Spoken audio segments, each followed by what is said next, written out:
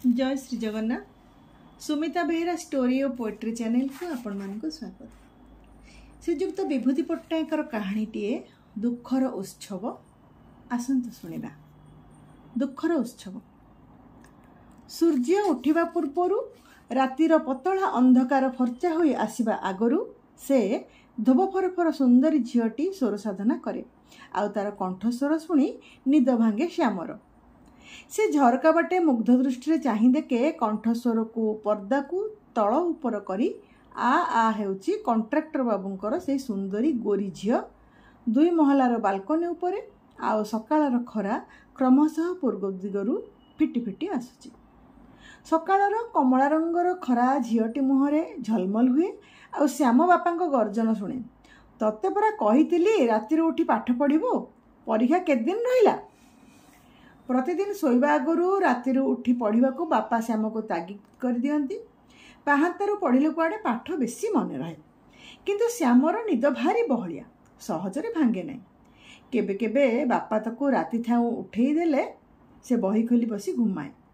पाठरे मोटे मन लगे नहीं, किंतु एई झीलटार आ कंठस्वर शुणिले ता निद भांगी जाए।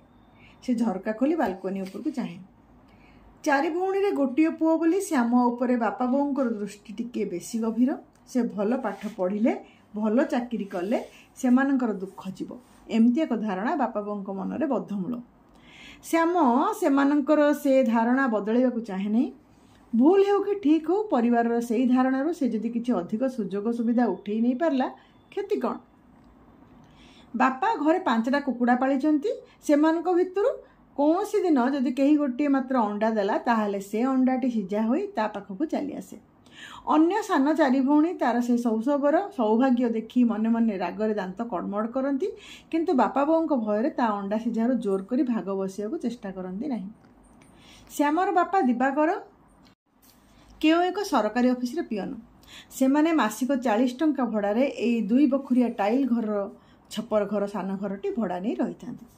दिवाकर मासक दरमा टंका अंटे नहीं बोली से सकाळु साइकेल धरी खबर कागज बिक्री करे।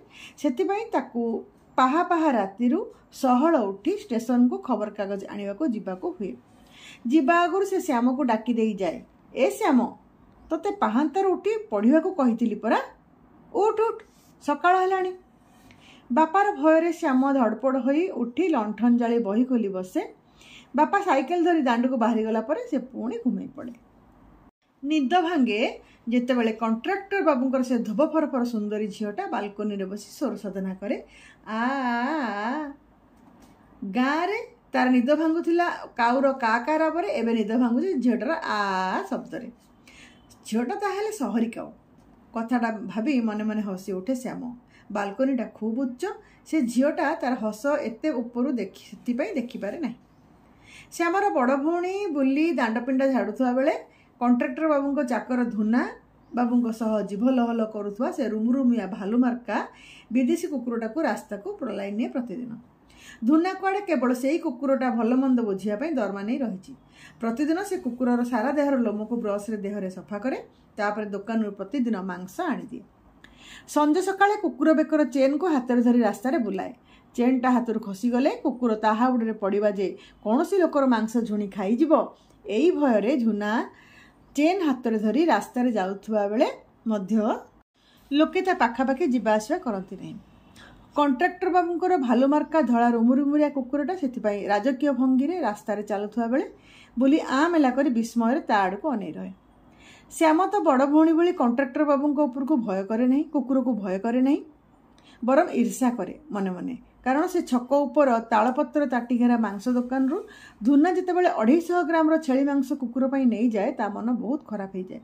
कुकुर जन्म पाई से प्रतिदिन मांस खाऊची, आ मनीष होई मासरे थरे हेले ता जीभ मांस तरकारी स्वाद चाखुनी। से दिन कुकुर को रास्ता रे बुलेइबाकू नेला बेले बुली को देखी धुना कहला, आलो बुली, तो बापा 2 दिन है बाबू को इंग्लिश खबर कागज दौनी कहीं। बुली उत्तर देला, बापा को 2 दिन है ज्वर, बिछणारे पड़ी रही, कागज आनिया को जाई पारुनी। कि आश्चर्य कथा, तो बापा को ज्वर होइछि बोली आम बाबू देश विदेशर खबर जानिबे नहीं। तू जानू बाबू सकाळ चाहा पीला बेले खबर कागज न पढ़ले तांकु चाहा पिता पिता लगे। मते सेति पई सकाळ स्टेशन जे खबर कागज किणी आनिया को देउछि। ଧୁନା ଖୁବ୍ ବିରକ୍ତ ହୋଇ ମନ୍ତବ୍ୟ କଲା। କିଛି ସମୟ ପରେ ପୁଣି ନରମ କଣ୍ଠ କରି କହିଲା, ଆଚ୍ଛା, ବାପାକୁ ଜ୍ୱର ହେଇଛି? କେଉଁ ଡାକ୍ତର ଦେଖୁଛି? ବୁଲି ମନଦୁଃଖ କରି କହିଲା, ରାମବାବୁ ଡାକ୍ତର ହୋମିଓପାଥି ଔଷଧ ଦେଉଛନ୍ତି। ଧୁନା ଫିକ୍ କିନା ହସିଦେଲା। କହିଲା, ହେ, ରାମବାବୁ ଗୋଟେ ଡାକ୍ତର ଆଉ ହୋମିଓପାଥି ଗୋଟେ ଔଷଧ? ଏଥିରେ କ'ଣ ଜ୍ୱର ଭଲ ହୁଏ? Medicine ଆଣିଦିଅ, medicine. ରୁମରୁମିଆ ଧଳା କୁକୁରଟା ଆଗକୁ ଟାଣି ହେଲା। ବୁଲିର କଥା ଶୁଣିବାକୁ ଅପେକ୍ଷା ନ କରି ଧୁନା କୁକୁର ପଛେ ପଛେ ଚେନ୍ ଧରି ଦୌଡ଼ିଲା। ଚୁପଚାପ ବୁଲି ଆଉ ଧୁନାର କଥୋପକଥନ ଶୁଣୁଥିଲା। ଧୁନାର କଥା ଶୁଣି ସେ ଖୁବ୍ ଅପମାନ ବୋଧ କଲା। ସେ ଯାହା କହୁଥିଲା ତାହା ହୁଏତ ସତ୍ୟ ହୋଇପାରେ, କିନ୍ତୁ ସେ ଯେପରି ଭାବରେ ତୁଚ୍ଛ ତାଚ୍ଛଲ୍ୟ କରି କଣ୍ଟ୍ରାକ୍ଟର ବାବୁଙ୍କ ଚାକର ତାଙ୍କର ଦାରିଦ୍ର୍ୟ ପ୍ରତି ଆଙ୍ଗୁଠି ଦେଖାଇ ଦେଲା, ସେଥିରେ ତାକୁ ଖୁବ୍ କଷ୍ଟ ହେଉଥିଲା। ବଡ଼ ଲୋକଙ୍କୁ ଉତ୍ତର ନାହିଁ, ସେମାନଙ୍କ ଚାକରକୁ ମଧ୍ୟ ନୁହେଁ। ମାସରେ ପ୍ରାୟ କୌଣସି ନା କୌଣସି ଦିନ କିଛି ଗୋଟିଏ ଉତ୍ସବ ଲାଗି ରହିଥାଏ କଣ୍ଟ୍ରାକ୍ଟର ବାବୁଙ୍କ ଘରେ। ସେଥିପାଇଁ ବର୍ଷକେ 4 ମାସ ତାଙ୍କର 2 ତଳ ପ୍ରାସାଦ ବିଭିନ୍ନ ରଙ୍ଗର ବିଜୁଳି ଆଲୋକରେ ସଜ୍ଜିତ ହୁଏ। ଅନେକ ରଙ୍ଗର କାର୍ ଆସି ତାଙ୍କ ଘର ପାଖ ଗଳିରେ ପାର୍କ କରେ। ଆଗେ ଶ୍ୟାମ ସେହି ଉତ୍ସବ ମୁଖରିତ ଦିନଗୁଡ଼ିକରେ କଣ୍ଟ୍ରାକ୍ଟର ବାବୁଙ୍କ ଘରକୁ ଭୋଜି ଖାଇବାକୁ ଆସିଥିବା ଲୋକମାନଙ୍କ ପୋଷାକ ପତ୍ରକୁ ଲକ୍ଷ୍ୟ କରୁଥିଲା। ଅତିଥିମାନେ କାର୍ରୁ ଓହ୍ଲେଇ ଗଲାବେଳେ ସେମାନଙ୍କର ଦେହ ଓ ପୋଷାକ ପତ୍ରରୁ ବାହାରୁଥିବା ମଧୁର ସୁଗନ୍ଧକୁ ଆଘ୍ରାଣ କରୁଥିଲା। ଏବେ ସେ କେବଳ ଝରକା ବାଟେ ଚାହିଁ ଚାହିଁ କାରମାନଙ୍କର ସଂଖ୍ୟା ଗଣନା କରେ ଆଉ ସେମାନଙ୍କ ନମ୍ବର ପ୍ଲେଟ୍କୁ ଚାହିଁ ରହେ। ସେମାନେ କେତେ ଦରିଦ୍ର, କେତେ ଛୋଟ, ସାମାନ୍ୟ, ସେ କଥା କଣ୍ଟ୍ରାକ୍ଟର ବାବୁଙ୍କର ଘର ପାଖରେ ସେମାନେ ଭଡ଼ା ଘର ନେଇ ରହିନଥିଲେ ଶ୍ୟାମ ବୁଝିପାରନ୍ତା ନାହିଁ। ଦିନେ ଦିନେ ତାର ବଡ଼ ଭଉଣୀ ବୁଲି ଆସି କହେ, କଣ୍ଟ୍ରାକ୍ଟର ବାବୁଙ୍କ ବଡ଼ ଝିଅ ଓଠରେ ଯେମିତି ନାଲି ଲଗାଉଛି, ତୁ ମୋତେ ସେମିତି ଗୋଟେ ନାଲି ରଙ୍ଗ କିଣିଦେ। ଶ୍ୟାମ କହିଲା, ମୋର ଟଙ୍କା କାହିଁ? ତୁ ଓଠରେ ରଙ୍ଗ ଲଗେଇବୁ ତ ବାପାଙ୍କୁ କହ। ସାନ ଭାଇର କଥା ଶୁଣି ବୁଲି ଖୁବ୍ ନରମ କରି କହିଲା, ଜାଣୁ, ବାପା କହୁଛି ତୁ ପାଠ ପଢ଼ିଲେ ଖୁବ୍ ବଡ଼ ଲୋକ ହେବୁ, ଆମକୁ ସବୁ ଜିନିଷ କିଣିଦେବୁ। ତୁ ଚଞ୍ଚଳ ପାଠ ପଢ଼ି ବଡ଼ ଲୋକ ହେଉନୁ କାହିଁକି? ଶ୍ୟାମ ମନରେ ବଡ଼ ଭଉଣୀର ସେଇ କଥା ଅନେକ ଦିନ ଧରି ଭଉଁରୀ ଖେଳିଲା। ସେ ଜାଣେ ପାଠ ପଢ଼ିଲେ ମଧ୍ୟ କୌଣସି ଦିନ ବଡ଼ ଲୋକ ହେବ ନାହିଁ। ବଡ଼ ଲୋକ ହେବା ଏତେ ସହଜ ନୁହେଁ।